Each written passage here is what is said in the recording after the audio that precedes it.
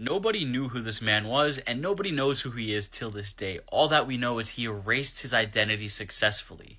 This man came in a taxi to a hotel in Northern Ireland from supposedly Austria. He had a fabricated identity. He went by the name of Peter Bergmann, and his address was fake. It was somewhere in Austria. The hotel receptionist didn't really think anything of it. He had a thick German accent, and he could pass for German. Now, he stayed at this hotel for 3 nights, and in those 3 nights, you can see him on the CCTV footage leaving 13 separate times. The weird thing about this, every time he left, he would take something out with him, like his bag or whatever, and he would come back with nothing left or nothing inside of it. Like sometimes he would leave with a plastic bag filled with items, he would return, nothing in his hands. He had some weird behavior too. Apparently when they were trying to clean his room, they knocked, he wasn't there.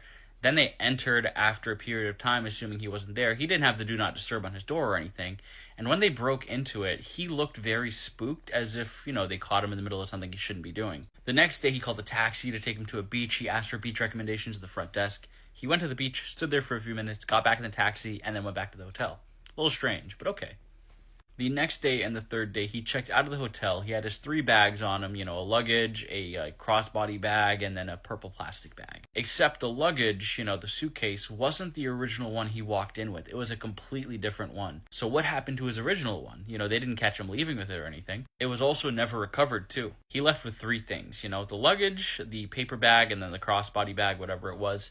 And when he got to the bus stop, just a few minutes ahead, he only had 2 of those 3 items on him now. What happened to the third thing? His body was discovered the next day at 6:45 a.m. by a father and son practicing for a triathlon. His luggage and shoulder bag were never recovered. He had random belongings scattered on the shore. He apparently was washed up. However, that's not how he died. An autopsy report revealed a cardiac event. So he had a heart attack and then died. An autopsy was done. They found multiple cancers. He had prostate cancer, bone cancer, and ischemic heart disease. A 5-month investigation was launched to find out who this man was, and despite efforts, nobody ever concluded who exactly he was. What's even sadder, the medical examiner even said, with all these, cancers and the ischemic heart disease, this man was in constant pain all the time. It's likely he was just sick of it and, he was just taking a trip. He knew the end was near. He's now buried in an unmarked grave in Sligo, Ireland. It's not clear how he arrived in Northern Ireland, where his journey began, or where it really ended. Many people thought foul play was involved, but foul play was not involved. Others claim he knew the end was near and he wanted to make peace and just end it here. That's why he had these odd things, going to the beach on the taxi, doing everything else. But nothing is concluded yet. That's just the assumption right now. Will we ever know the bottom of this case? Probably not. Let me know your thoughts in the comments.